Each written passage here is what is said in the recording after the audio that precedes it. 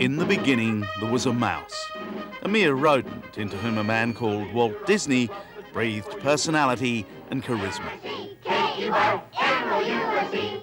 67 years later, Mickey has a new master. The man who inherited the mantle of Walt Disney, the chief executive of the Disney organisation, is Michael Eisner. Well, I think it's one of the few things, at least in this country, and now more and more around the world, that people have some faith in. If they see Disney, they can comfortably bring their whole family. It's kind of a trust. Michael Eisner has one of the biggest jobs in show business, one of the highest paid and most demanding. He has more than 70,000 employees and in 10 years has turned a $2 billion company into one worth $30 billion. It's nice to have been successful. It's nice to have shareholders who have made money. It's nice to have enhanced the Disney brand and continue the Disney brand and not be the person that really screwed it up. Is there a sense of cultural responsibility then, as well as financial responsibility? I would say that was the pressure. That's much more the pressure for me. 1, 2, 3, 4. In the early 50s, Walt Disney paced out his dream on some vacant land outside of LA. His vision in Cold War America was a place of fantasy and fun.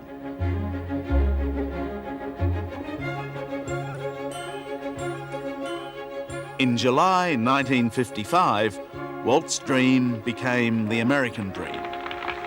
To all who come to this happy place, welcome. Disneyland is your land. Walt Disney certainly knew how to put on a show. Well, I feel like Santa Claus with a $17 million bundle of gift packages all wrapped in whimsy.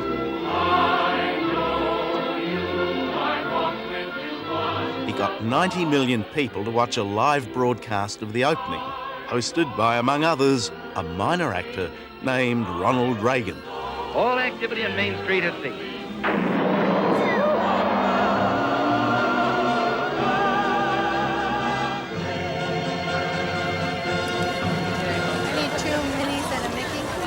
I just want anything you can get. Even today, people continue to come here in their millions, and not just from America. Here, $5, sir. How do you handle the crowds? You can hardly move here. Oh, crowds. We love crowds. Crowds are good. Crowds are nice. No, Renee Bardo is Disneyland's chief photographer and has photographed thousands of famous and not so famous faces. Look at me. Now we're just going to have right there. Our picture taken. Recently, books have been published suggesting that the creator of this place was in fact a bit of a tyrant. A little closer together. A little closer together. But Renee will have none of that. Hands out of your pockets, Joe. I met Walt. I sat with him. I had coffee with Walt, and I knew what kind of a gentleman he was. This is the Carousel Theater host. Whatever the man in the harness does, this figure will respond simultaneously in the same manner. Would you care for your life? I don't think we better. No smoking on the stage.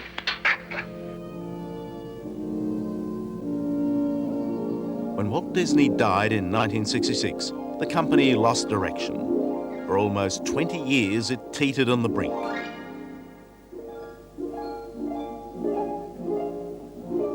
Then came Michael Eisner with a management style that encouraged the creative.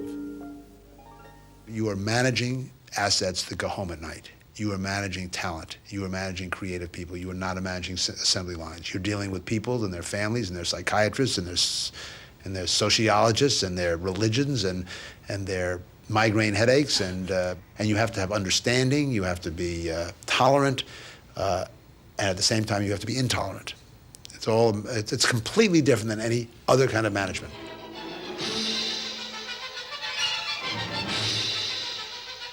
Eisner's strategy was simple. Continue doing what Disney did best. He commissioned the production of more cartoons, or animated features, as they prefer to call them. Simba. I'm a little surprised to see you alive. It's been a winning formula. The Lion King has grossed about $1 billion. They think I'm king. ever just the same. Beauty and the Beast has made almost as much. Ever a surprise. With success, Eisner has become more adventurous, taking a cartoon and putting it on stage.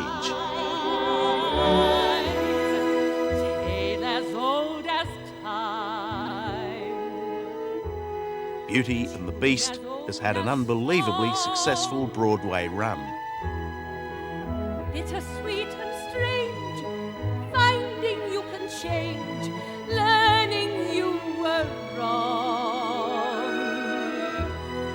I was reluctant to do anything live in one theater because it is as much work to do something for one theater as it is for 2,000 theaters on film. But at a certain point in time, it became apparent that we could expand and work on something else.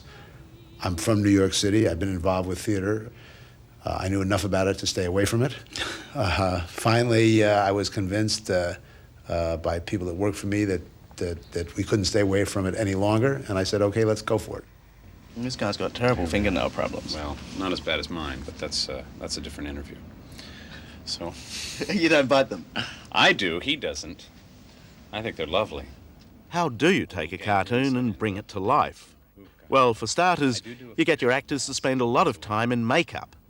For the Beast, Jeff McCarthy, hours every night. It's an odd thing to do. I can't imagine that you'd have started off as an actor with an ambition to play the Beast. No, it was not an ambition, but I'm very happy to do it. I think it's a beautiful, profound story that, you know, the transformation of a person into becoming human is a potent... It's a metaphor. Yeah, metaphor. So, I love it. From the time I was about 6 years old, I wanted to be an actress and perform on Broadway. I wanted to be like Judy Garland and sing and dance and be on Broadway and be in the movies, and I lucked out.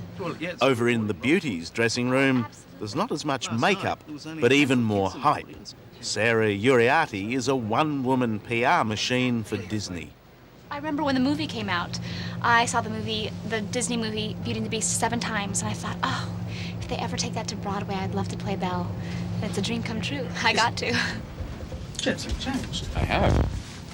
I sit here, they do my makeup, I get to watch the nightly news. I never get to do that at home with my daughter. So this is one of the most stressful times of the day. But I'm the ugliest man in New York City. Yeah, it's not a good look, I've got to tell you. It's a guest! It's a guest! Sakes alive, well, I'll be blessed. Wine's been poured and thank the Lord, I've had the napkins freshly pressed. Michael Eisner wants to get people out of the house. And my dear, that's fine with me. He wants more stage shows like Beauty and the Beast. He wants more people to visit the theme parks. Heaven's sakes, is that a spot?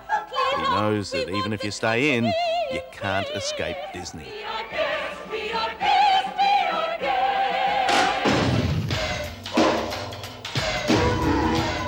The television arm of Disney is proving just as successful as its other divisions. Okay. Dave, how spicy is that bean dip of yours, buddy? That's not too spicy at all. Go up.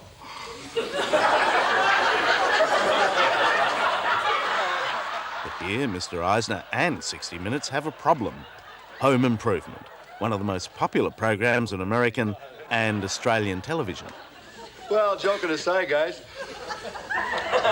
who's going to come out on top this Sunday? No contest. I understand in Australia, one of our products is opposite this show, Home Improvement. Yes, we weren't going to talk about that.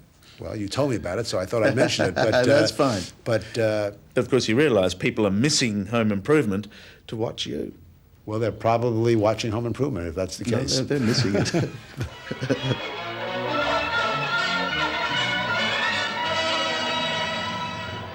Some studios make production decisions based on statistics and market research.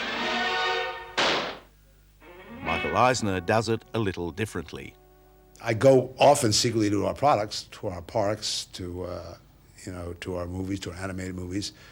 I don't eavesdrop because I'm like embarrassed. That's kind of rude to be eavesdropping. But you can be in the theater. You can feel the theater. You can feel, if people are getting up every 2 minutes to go to the bathroom and buying popcorn and somebody's sleeping, you can feel it. You can feel when a theater is quiet on a drama and just intent on that screen, and you can feel when you've lost them.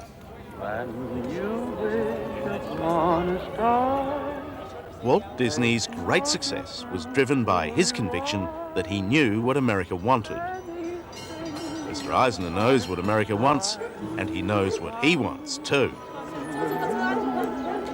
Michael, the other thing, of course, that we always read about you is how much you earn, usually reported somewhere between 200 million and 300 million a year. What? No, that's ridiculous. What happened was the stock, I had a participation in the stock when I came, and the stock has gone up, I don't know, 1,700% or something since 1983, and I have participated in a minuscule way of that, which our shareholders, I think, don't resent. But we've had phenomenal success. Now, it can go the other way, too, so I have to keep my fingers crossed. But it is a fact that in his decade as boss, Eisner has earned $400 million. And he still holds another $800 million worth of stock in the company. Not bad for managing a mouse. We've just done some arithmetic and figured that the 30 minutes that you were able to give us, if those figures were anywhere near correct, just cost $50,000. Well, one, the figures are not correct, and two, I'll accept the check. No. Now, I've got this little fishing program I'd like to talk to you about.